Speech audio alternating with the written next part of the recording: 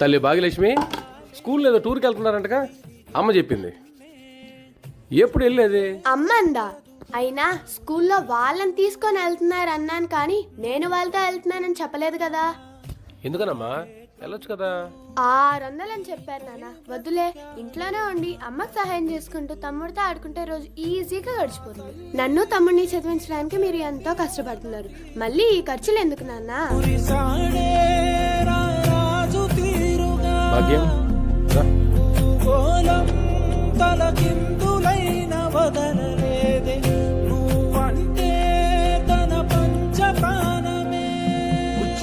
ఈ 200 తీసుకెళ్ళి స్కూల్లో ఇచ్చే.